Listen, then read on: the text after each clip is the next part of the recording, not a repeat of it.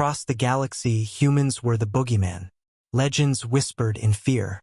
Myths of a species so dangerous, their very existence was a threat. For thousands of years, the great galactic empires just dismissed the tales about Earth. They called them primitive folklore, nothing more than campfire stories told to scare the kids. They talked about impossible warriors, physics-defying tech, and a homeworld that bred monsters. They were about to get a reality check. Those legends weren't just real, they were far more terrifying than anyone could have ever imagined. These are the top 5 moments that shattered galactic arrogance and revealed the horrifying truth about humanity. Coming in at number 5, we have the story of the Luminal. Think of them as a species of pure thought, sailing the cosmic currents and reading the echoes of history left in spacetime. They had mapped the rise and fall of 1,000 empires, feeling their greatest moments and their worst tragedies like faint, psychic whispers. But in one corner of the galaxy, there was nothing. A dead zone. Utterly, unnervingly silent. Driven by a curiosity that had defined them for eons, a luminal explorer decided to push into the silence. It was creepy. No echoes of stars being born, no whispers of passing comets. It was as if a patch of reality had just been wiped clean.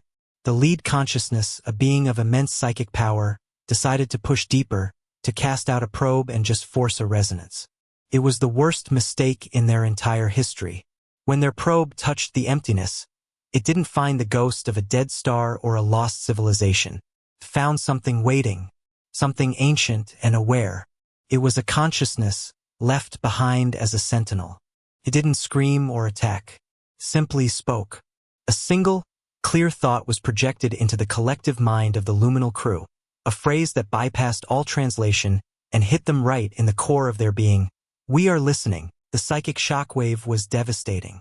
The crew was thrown into a state of catatonic terror, their own minds completely overwhelmed by the sheer, dormant power they had just brushed up against.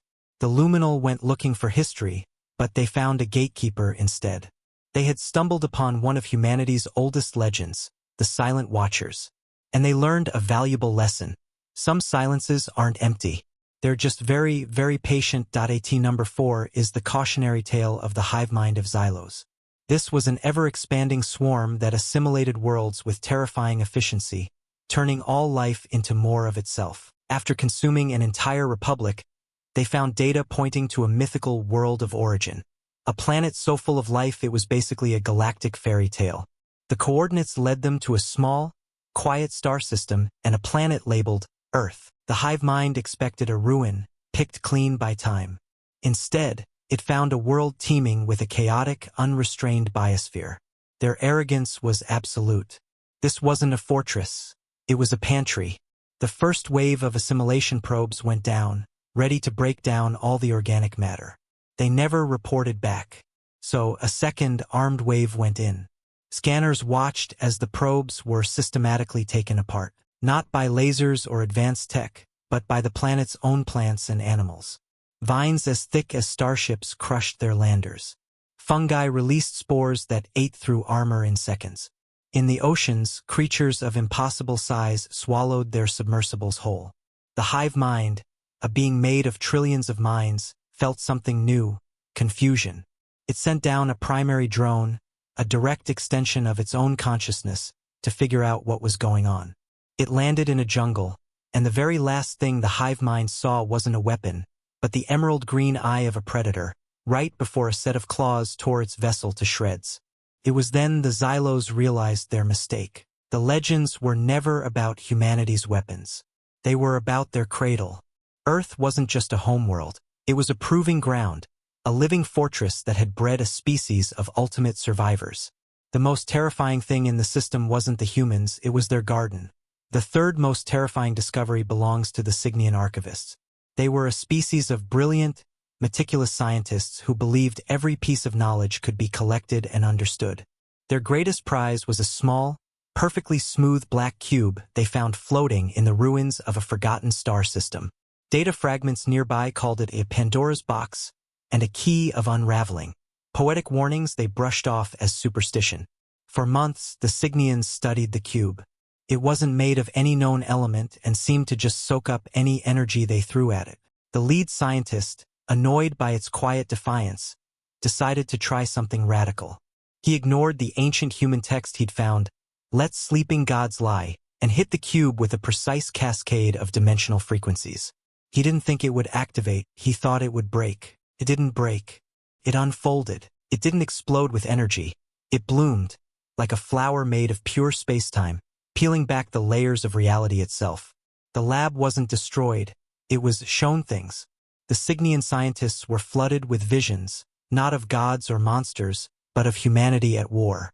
They saw fleets fighting in the burning skies of dying stars, soldiers holding the line on worlds made of crystal, and wars fought not just across space, but across dimensions and even timelines. They saw a species that had turned reality itself into a weapon. The lead scientist was found hours later, just rocking back and forth, his mind shattered. He hadn't been attacked. He'd been enlightened. The cube wasn't a weapon. It was a history book, a museum of horrors. The archivists had tried to catalog human myths, but instead, the myth had cataloged them, leaving them with the awful knowledge that humanity's wars were fought on a scale their species couldn't even begin to comprehend. Coming in at number 2 is the fatal mistake of the Cthar Dominion. The Cthar were a proud warrior race who took great pride in their naval power.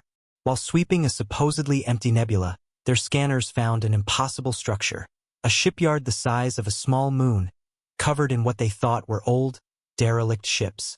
Seeing nothing but scrap, the Cthar fleet moved in, their commander openly mocking the primitive, ugly designs of the vessels. They boarded what they figured was the central command station, a massive, silent ship at the heart of the structure. The air was cold, the tech ancient. In the command chair sat a skeleton in a tattered uniform. With a gesture of pure arrogance, the Cthar commander just brushed the skeleton aside, sending its bones clattering to the floor. The second his hand touched the control panel, a deep hum filled the air. Emergency lights flickered on. A calm, female voice echoed through the bridge. It spoke a language dead for millennia, but their translators understood it perfectly. It said, "Biosignature not recognized. Command protocol violated." Awakening the Aegis, the Cthar commander looked at the view screen showing his fleet, then back at the shipyard. A cold dread washed over him as he finally got it. This wasn't a shipyard full of ships. It was one ship, a single, colossal dreadnought, and all those smaller vessels were just its integrated weapon platforms. Automated cannons, each one bigger than a Cthar cruiser, swiveled to face his fleet. An energy signature started building, so massive it was warping the nebula around them. The commander's last, panicked message to his empire was just 6 words. The legends are real. The giants are waking. And the number 1 moment aliens realized human legends were terrifyingly real wasn't a discovery. It was a declaration. For 3,000 years, humanity was a myth, a species that supposedly wiped itself out in a massive civil war, leaving behind nothing but whispers and warnings.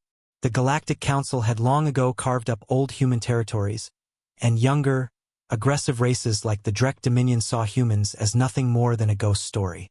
The Drek were about to crush the peaceful Tkari Republic. Their final assault fleet, a seemingly unbeatable force, had the last Tkari ships cornered.